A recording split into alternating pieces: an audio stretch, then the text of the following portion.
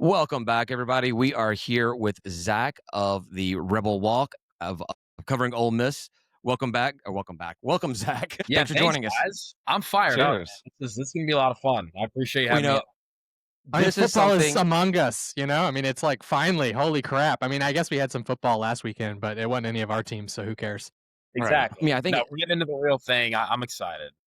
I think it's safe to say that we've been looking forward to this for a couple of years now, and we can finally talk about Taylor Swift and Travis Kelce's engagement. Do you know, Becca told me about that before, and she goes, "You're gonna need to know this for the podcast." And I sort of rolled my eyes, and David, you had us covered the whole time. Exactly. Yeah, I over here at Ole Miss, I mean, every single girl that I follow, gave me the pleasure of posting on their social media. So yeah, definitely caught up to date there. Yeah, that was a very big day. I was very excited to get my 8-year-old off the bus today and let her know the big news. So, I but just can't believe like how many people are losing their shit over it. Like it's just two celebrities getting married. yeah, this Right? is the closest thing that the U.S. has ever had to a royal wedding. So They heard I was getting married, and they wanted to overshadow it. You know, it's fine. yeah, that's right. Taylor was trying to outshine you there for the first time in her life. All right, let's get into it. Actually, I do want to say something about looking forward to this game because this game was originally on the books for, I think it's for next year, for 2026. And it was going to be like in October or November. And it was going to be paired with Georgia State playing basketball in Oxford as well on that Friday Interesting. night. It was going to be a Friday night basketball game. And then it was going to be, obviously the football game. And I had never really seen a scheduling like that. I don't know where it came from. I don't know how it got set up, but I was really looking forward to making a full weekend trip in Oxford, and that got taken away, I guess, with all the realignment stuff. Ole Miss wanted to move things up or whatever. Do you know anything about that at all?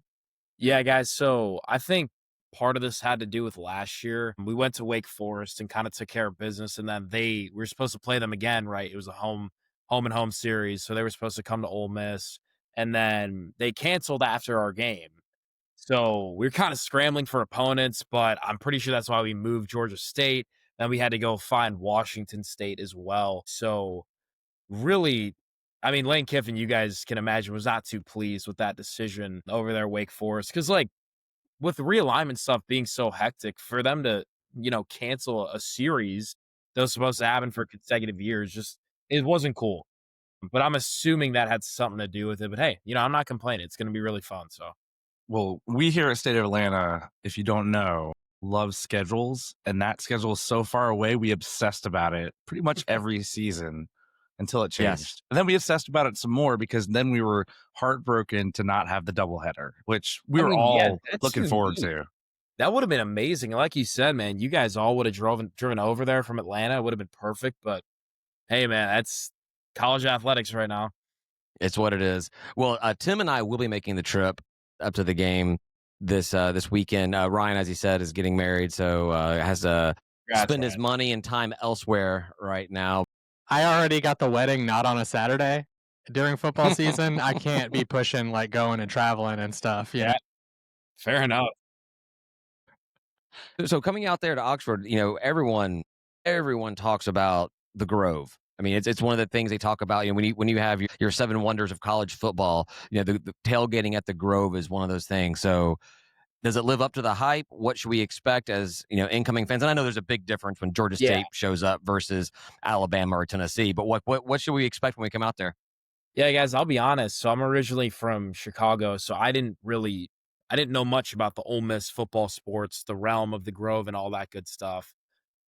It's pretty unbelievable. I mean, for that many people to fit on such a compact pile of land, it Very almost doesn't small even make looking. sense. Yeah, Right. you'll look back on the pictures and be like, how the hell were we even moving around out there?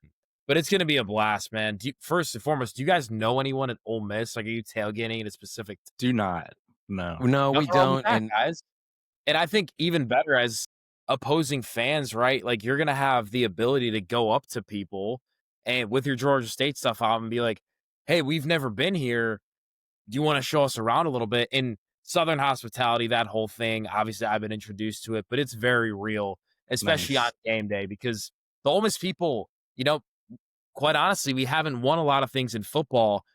past we're getting close to like I don't even know 80 years now. So they take a lot of pride in the tradition and the stuff that happens even off the field. Sorry, guys.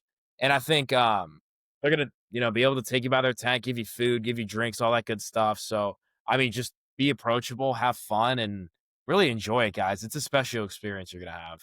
That sounds a lot better. My favorite thing about football season is tailgating, and you guys have objectively one of the best tailgates in the country, right? I mean, like people talk about the Ole Miss tailgate, and so I'm just really frustrated that I don't get to go. But yeah, but I mean, that would be the plan, is to walk around and just like see what's up with everybody. That's what we normally do, is just walk around and say hi to folks. And if people are assholes, you're kind of an asshole back, and if they're not, then you're not, and it's good. It works out. South Carolina people, the worst. But then you get into Bama, they were nice folks. I imagine Ole Miss will be fine. Yeah, it's gonna be fun, man. And again, I think we've been bad for so long, and now obviously things are different, in the last 5 years, but people are just used to being nice and welcoming. But I will say, yeah, I was in Columbia last year for that South Carolina game when we beat their ass. I'm not gonna put it any other way, but yeah, I mean, I was wearing an Ole Miss polo, and it's probably because I'm a college guy walking around. I was definitely getting some chirps, so it was fun. Yeah, we went out to see Ryan and I guess Tim, you were there, but you didn't ride with us to the Auburn game, and that we kind of did the same thing with the walk around the tailgates and all that kind of stuff. And yeah, not the same Southern hospitality that you see from some other schools. They were like, "You just want a free beer," and I'm like, "Yeah, I do." Yes. And You're they right. were not being handed out. See, I didn't take that as offensive. I just was like, yeah. Do you got one? And if they were like, no, I was like, okay, cool, I'll move on. And if they did, we sat and chatted with them and yucked it up a little bit. So we got a late game, 7:30, whatever. I guess it's 6:30 Central Time. So obviously the Grove is like there, but we have some friends in our group that want to kind of bar hop around the square over there. Yeah. You think it'd be better to do one before the other? Should we not try to do both at all and just focus on the tailgate side? What would you recommend? Yeah, guys. So I think before the game, the Grove's going to be the place to be. Absolutely. Mm-hmm. But man, throughout the game, I think absolutely trying to get some time in the square would be awesome, because after the game, that's when everyone goes out and it's really hectic. It's crazy. But during the game, everyone's either in the stadium or in the Grove, like watching on their TV that they have set up. So that's probably the peak time to head over to the square, which probably isn't a great answer. But So go ahead, Tim. what's your go-to after game? We're hungry and everything's packed out. Let me put you guys on really quickly. So there's a Chevron gas station, and Okay. they are known for giving out chicken on a stick to all the drunk college kids, and it's phenomenal. That sounds perfect. I'm telling you this, I'd suggest any restaurant on the square is great, but the problem is, I'm not making this up, a lot of them either run out of food, are short-staffed, or have hour-plus waits on game days. So that's when you got to bite the bullet and head over to Chevron. I'm going to get some incredible fried chicken on a out stick. there. Yeah. Well, yeah, I'm actually from Memphis, which is not very far away from Oxford, and I'm big into the barbecue culture and everything. And people ask me about places to get barbecue, and I'm like, I may not know where it is, but I guarantee you it's in the back of a gas station somewhere. See? Where you get the best. Yeah, It's damn good. Let me tell you guys, man. I definitely saw something on the chicken on a stick. I just didn't realize where it was. I knew it was in Oxford. So No, it's a Chevron gas station. It's across the street from a bar called the Velvet Ditch. It's like it has turf on it. Like, you can't miss it. And it's a walk. You can walk to all this stuff. So you guys I'm excited to hear about the experience, man. So I'm assuming you're not going to be down there at the game. I will be in the stadium, David, but Okay. after, it's a long day out there tailgating. I might just go home and watch the rest of the games or something, because the bar covers, if you want to go out, end up getting to like $40-$50. It's like, Holy shit. do I have that money? It's a lot. we Hey, always I'll say tell you what, nothing Zach, good happens after Zach, a football game. if we somehow find a way to win this game, I got your cover all night long. All right, you come hang out with us, and I got your cover. Cover's pretty expensive. Yeah, I'm gonna need everything in the book. So I will definitely find you guys if that's the case. Sounds good. We want to get into a little bit of the football talk, guys. Yeah, let's do it. I just wanted to, you made a comment about Lane Kiffin earlier. You know, he's definitely a storied guy around the college football world. How do you feel? How do you like it? What's it like having Lane Kiffin as a head football coach? It's entertaining, guys, and to an extent, right? I think last year, he's tweeting stuff about all these weird cryptic things about the other team that we're playing.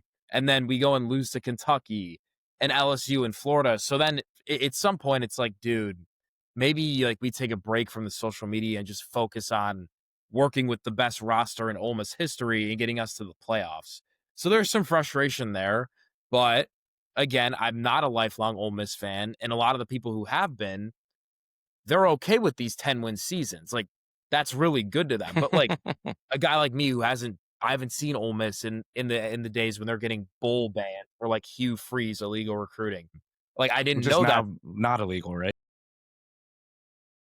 Yeah, weird stories. But Yeah.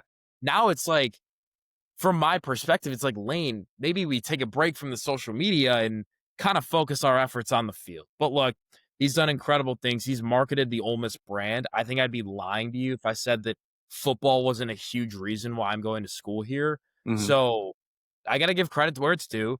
But I think, yeah, you could definitely play devil's advocate, and there's definitely two sides to the story with Lane Kiffin. I think with like an established program like yours, I would be a little concerned about Lane Kiffin in general, just because like his history of going through programs and, getting sanctions slapped on you. But as a smaller program, I have been like, man, where is our Lane Kiffin to like Yeah. just cheat enough to like get us over the hump and get us some momentum. And like, you know what? Like, even if somebody gets caught or whatever, like it's still a slap on the wrist. It's fine. He'll be out of here. We'll have the momentum. We'll be like off to the races. I'm like, let's just get a little cheating in there. Yeah, yeah. It's good to have that. And then I think one of the pieces that's really helped Lane kind of settle into Ole Miss, surprisingly enough, has been Pete Golding, the defensive coordinator who came over from Alabama a couple of years ago. Pete is phenomenal. His wife graduated from Ole Miss, so I think he's going to be here for a really long time. But you talk about a guy who's seemingly always locked in. He's not doing the social media gimmicks, and he's recruiting high school players and at the transfer portal at, easily top 5 in the country. Like, that level that Pete's at. And I think he plays hand in hand really nicely with the antics of Lane Kiffin on the offensive side. But together, they've done great things, and hopefully they can continue that this fall. So you were talking about Lane Kiffin and social media. We've been monitoring social media with Ole Miss, and there are some weird things being posted in your locker rooms for the players to stay focused, but one of them in particular we're all worried about doesn't seem to be truthful. And I don't know if you saw it, but it said it's from one of our coaches, apparently. Probably not. We took Ole Miss's best running backs. We're more talented and we're better coached. At Ole Miss, it felt like babysitting. Here, I get to coach players that I love, that love football. Saturday, you'll see the difference. I just don't know if I believe that entire thing. It feels made up. What do you He think? said it was made up. Let me I'll tell you guys another story. So we're playing Penn State in the Peach Bowl. I think this was 2023 or 24, like the season before the last one. And we had a couple of analysts create Penn State fan accounts and start shit talking our offensive line about how bad they were. So I'll be honest with you. Yeah, this sounds pretty made up. Is it work? I mean, our coach has said that it's not real. Like, he's like, this is sort of BS. I would never say this. He was an analyst before. It's Enrique Davis. He was an analyst before with Ole you Miss guys. top. Yeah, and then he came and he's our running backs coach, and so they're saying that he said all that stuff, and it's like, it doesn't seem I think likely. they're looking for every little crumb they can pick up to use as fuel and motivation, but very strange to say the least. I mean, it's got to be hard, right? The players are probably like, we are way more talented than they are. Yes, that's fair. How do we lock in? How do we get them to focus? I mean, at a certain point, if it gets too crazy in what they're saying, it won't work. It'll be the opposite effect. Yeah. It'll make the not paying attention to this game even more, right? That's what I'm I don't saying. know. So you got to be careful with it, but go ahead, Ryan. lying about someone is, it's frustrating in general, but yeah, we're sports. You talk a little shit and it's fine. You get by. But if I was one of those student athletes, I'd be frustrated I was being lied to about someone. You know what I mean? Like, I'd be like, what, you think I Yeah. can't get up? You think you got to make something up for me to like Yeah. get up for this game? Like, that's a little bit like, what's going on, guys? I'm gonna. This would be a good question for like a guy who played at Ole Miss in like 5 years or something. Be like, do Yeah. those weird motivation things really work? I don't know. Yeah, definitely. Yeah, you hear about the bulletin board material whenever anyone says anything bad about your program or something, but I'm just kind of curious how often that actually does anything. And also, when it comes to this thing from Enrique, whether it's real or not, I don't even know if was there ever anything even hanging up, or did some social media person just make this thing and it was never said to the football players, Guys, this is the first I'm hearing about it, which is good. I'm glad I haven't. I'm glad the Ole Miss fans don't know that Kiffin made this whole thing up. We heard about it 10 minutes before the podcast, so. That's the whole thing is absurd, dude. But yeah, you guys gotta send me that when this is over. I'm curious. We'll get it out to you. To be totally fair, too, I think they actually, I think they deleted it because when I went into it, when I looked up the coach, it was him responding to it saying it wasn't true, but the quote retweet that he had was not there. It was like absent. So I think somebody on the Ole Miss side was like, let's delete that. That's not okay. So, which is kudos to them. You get an intern that puts something out there, and then let's get rid of that. It could really, honestly, it could really backfire. What if there were players on the team that actually liked him, and he left, Exactly. right? Yeah. Like, you just kind of hit a slap in the face. Like, what are you doing? Yeah, this is the epitome of Lane Kiffin that we're discussing. And so amplify this like times 100 so that you guys are absolutely asleep at the wheel when we start the game. Right. It's unbelievable, dude. Whatever. Yeah, and I think Enrique's actually an alum of University of Mississippi. Yeah. I think he went to school there. So, and that was part of his response was like, I would never say anything negative about my alma mater, which makes a lot of sense. If you're going to put words in someone's mouth, maybe not put it in the words of someone who actually went to that program. But yeah, that's crazy. Yeah, he probably wants to end up back there. Like as he gets promoted through the ranks, he probably wants to end up at Ole Miss. We are the stepping stone school. That's right. I mean, you want to win here so you can move on to your next big thing, and I mean, I would be shocked if there was a coach out there who did not have aspirations to be the head football coach of their alma mater at some point in their career. And so, yeah, why would you ever try to create bad blood in that direction? Yeah, that's unreal. We had one of those coaches. He just didn't do it. Which coach was that? Sean Elliott. Oh, yeah. Yeah, he wanted to be he wanted to be head football coach of South Carolina. He did. Yeah. And we couldn't beat him. All right, so Zach, tell me, this game opened up at a 38.5 point spread. I think it's down to 35.5. You feeling pretty confident on that? I mean, you can say that you are. It's fine. You don't have to handhold us at all. But what do you feel about that point spread? It seems pretty big to me. Yeah, it's unreal. But if I'm being honest, guys, I think I would take it. I think you're gonna find this out if the game starts getting lopsided, but Lane Kiffin really enjoys boosting the offensive stats whenever he gets the opportunity. Last year against Furman, we won 76-0. And I think Jackson Dart threw for like 6 touchdowns and 500. It was an unreal stat line. Just unreal. and at some point we're like, Lane, like, are you going to take the starters out of the game? So there is that extent that makes me want to hammer that line. But I kind of wanted to ask you guys for your opinion. Where's your head at with things? And, talk to me a little bit about where the team's at, I guess, going into week 1. I think from our perspective, we don't know with the new transfer rules and all that stuff. Like, we just have a brand new team, essentially. We've got a couple of quarterbacks coming in that were hot at times last season and not at other times. And we're just really not sure what we're getting ourselves into. But that being said, we often show up to these games a lot more than you would expect us, like people expect us to. Yeah, I mean, we've now beat Vandy and Tennessee, and so like I think we've got the capability to do it any game. It's just whether or not like what we've got this year is just we still don't know. Yeah, no, that's super fair. Yeah, there have been so many games. I went to a Wisconsin game and we were up in the fourth quarter. Could have had it. But yeah, slipped away. Should have had that one. Auburn catch, no catch. Don't know if we would have won, even if they called it incomplete, even though their entire stadium thought it was incomplete. And were astonished when the refs reversed everything. Like, We were leaving. We left the stadium that day, and their Yes. fans were like, "You got robbed." That's classic, dude. All right, well, maybe I don't take the 35 and a half. Yeah, no, You this guys are is scaring me. Go ahead. you made Sorry. a comment about this being like the best class that you guys have had in forever. This is objectively the best class that Georgia State's ever had. We have the highest recruiting class. The 2025 cycle is the best recruiting class in school history. It is the best in the Sun Belt for the year, and I think we were like either a second or third G5 recruiting class overall for the entire 2025, including high school and transfers. But to Ryan's point, yeah, we have no clue what to expect out of this team. We weren't even sure up until just a few days ago who our starting quarterback was going to be, and it is going to be Veyer.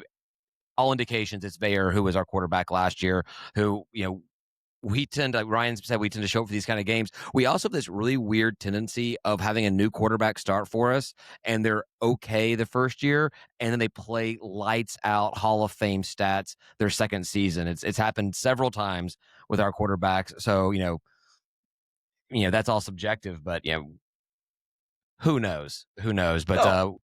Honestly, I hope it's close. Like, I don't enjoy going and watching those games against Furman and Mercer and Georgia. Like, it's not fun, you know? Yeah, so Georgia Southern's not fun. I like that. Georgia Southern's the worst. You hit a point. Yeah, it's like, what are we doing here? Like, I don't even want to. We're all leaving in the third quarter. Like, it's not fun, you know? Yeah. Look, that's awesome news, guys. I hope, I honestly, maybe not super close, but I would love to be competitive with you guys for majority of the game. I think realistically, Okay, so if you look at the game, like if we could hold our own a little bit through the half and maybe sometime through the third quarter, you guys kind of take off. I think that's a good showing for us. And then obviously keeping it under the spread. I just hope it's not like your Georgia Southern game, which was bloodbath. And I'm saying this from the fan perspective. As if I was on the Ole Miss football team, I'd say, yeah, I hope we blow you guys out of the water and cover and all that stuff. But from the fan, like, it's engaging. You know what I mean? It's just so boring when we just air it out against teams, and then in the third quarter it's over. Like, it's not really fun to watch. So, do you think there is something that could happen? This game could end in a way, and I'm talking with when an Ole Miss wins the game, but the style of play, what you did, and I'm not talking about injuries, that you walk out of it going, we got to get our shit together because this is not going to, pan. Like, so I guess the way I'm phrasing is like, what would be a loss in a win? Like, what would have to happen for you guys to walk away feeling like we didn't really win that game? yeah. So it's a really good question, David, because week 2 we go to Lexington and Kentucky, which you look at the schedule, you draw that up as a win, but we lost to them last year somehow.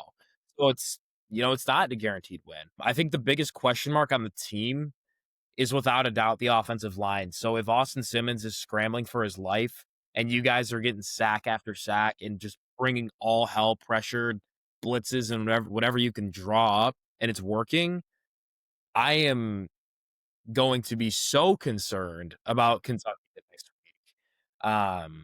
And then the same thing goes for the secondary. A lot of guys in the secondary either transferred, graduated, or got drafted. So it's a young group, an inexperienced group. And if your wide receivers and this quarterback have a really good day, that's another thing where it's like, if Georgia State's doing this well on our home turf and we got to go to Kentucky the next week, I'm feeling super uneasy as a fan. Gotcha. Yeah. I will tell you to keep an eye out for our wide receiver, Ted Hurst. You'll hear his name called on at the draft next year. So Awesome. we were excited to be able to keep him because he did dabble his toe in the portal and pulled it right back out and say he wanted to finish up back at State. So we're excited about that. But yeah, so we have the potential there. I mean, and not just him. We've got we have a few SEC running backs. We've got a guy from Ole Miss. We got a guy from Georgia. Then we've got we have our running back room is really stacked with a bunch of big guy transfers. So yeah, could be kind of interesting. No, I think game. It's going to be better than the Furmans of last year and the Mercer of the year before. Well, I hope we're better than FCS programs. Yeah. it's gonna be a lot. God. It's gonna be a lot more competitive, and I'm excited, man. And even more so, I hope you guys have an awesome experience down at the Grove in Oxford. Well, you put football in front of our faces and a drink in our hand, and I guarantee the three of us are having a good time no matter Yeah. what happens. No, that's a totally fair point, man. What's the end game for Ole Miss this year? Is this a college football playoff team? Is that we kind of enter the season saying a bowl game is the minimum? Are you guys thinking that playoffs are the minimum for this season? Yeah, absolutely. It's the standard at Ole Miss.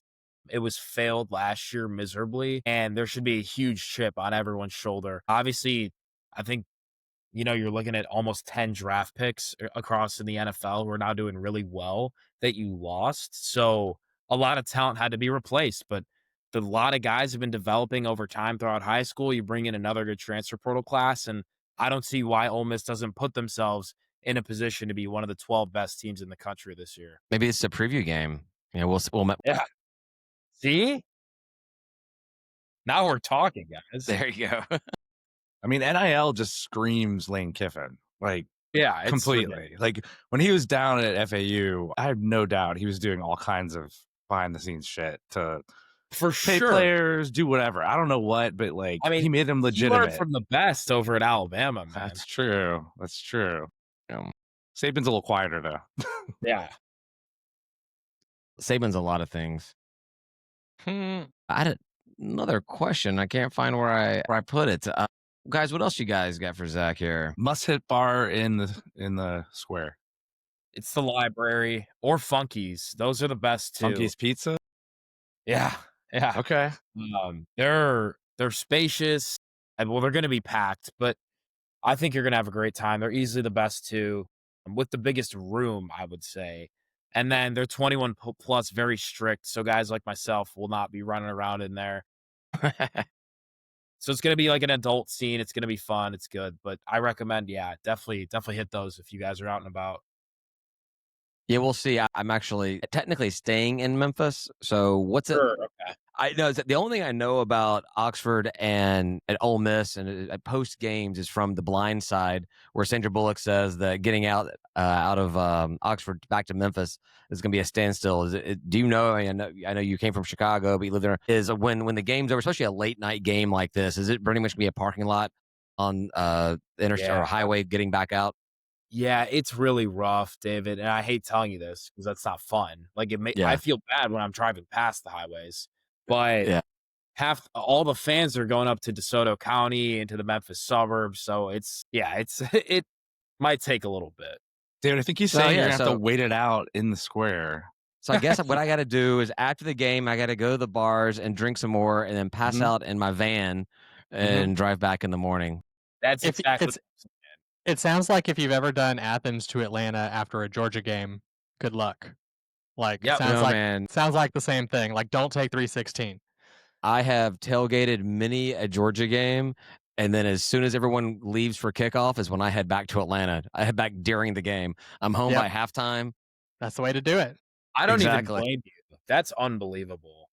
Yeah, well, yeah, I like Ryan said, I'm a tailgate guy, so I'll tailgate UGA's tailgate if Georgia State's not playing. But when it comes to the game time, I couldn't care any less. I'm hopping in the car and I'm heading back. So yeah, save yourself some time for that horrible traffic. Do you guys have Georgia this year? Are you guys playing Georgia? We're in Athens, so I think I'm going to come down. I got a couple friends over there, but nice. Yeah, we gotta be mindful about the traffic dilemma. For sure. All right. Well, so I think I'm pretty much good here. Guys, do you have anything else you want to bug in with? I'm good. All right. So we'll ask you one last question. Just what is your prediction on the season? What's the win-loss record for Ole Miss this year? Where are you guys going to finish up the season? Yeah, guys, I'm going a realistic 9-3. We host Florida, South Carolina, Arkansas, and then we go to Georgia, Oklahoma, Mississippi State. I think you can mark Georgia up as a little revenge loss. Oklahoma's questionable because those boys can play at home and that environment's really rowdy. And then Florida or South Carolina at home scares me. They both scare me a ton. So I'm giving you guys 9-3. I hope I am pleasantly surprised. I also would not be shocked if it dropped to 8-4. So we'll see. Do you think 9-3 gets you in the playoffs? Mm. It's gonna It be tight. depends, man. Like, it depends. Like, do we lose to Kentucky again? Or is Yeah. our first loss against an LSU or Georgia? Um, Mhm. but yeah, we'll see. That's a great question. I know we can talk hours. Quality losses will be all the rage, right? Yeah, exactly. All right. Well, Zach, thanks for joining us. I'll definitely hit you up and message you. Maybe we can connect Yeah. when we get to Oxford and everything. And hell, maybe if you make it to the UGA game, we can Yeah. connect on your way through Atlanta or something like that. But appreciate you, the Rebel walk. And we'll share all your info, man. Thanks for joining us. Awesome, guys. I appreciate it, man. Good luck this weekend. Let me know if you need anything. Thanks, Thanks Zach. for coming on, man.